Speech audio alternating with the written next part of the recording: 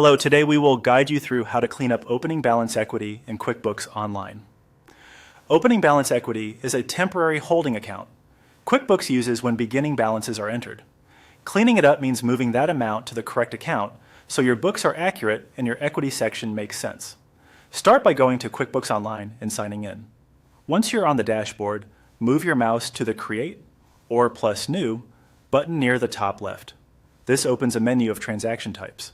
From here, choose Journal Entry. A journal entry is the most controlled way to reclassify opening balance equity because it lets you specify both sides of the entry clearly.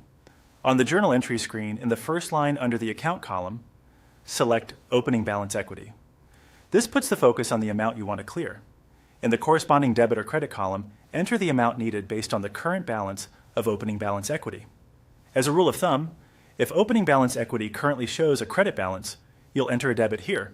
If it shows a debit balance, you'll enter a credit.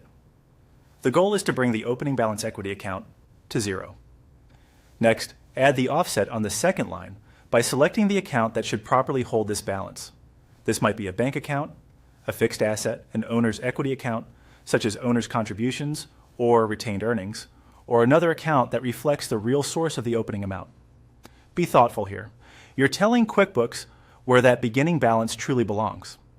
If the amount relates to customers or vendors, keep in mind that journal entries involving accounts receivable or accounts payable often require a name and can affect subledgers, so check your accounting method and consider confirming with your accounting professional.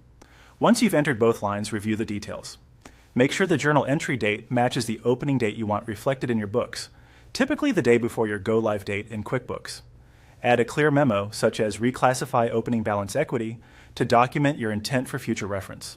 Confirm that total debits equal total credits and that you've selected the correct accounts. When everything looks right, click Save. That's it. You've cleared opening balance equity and moved the amount to the appropriate account.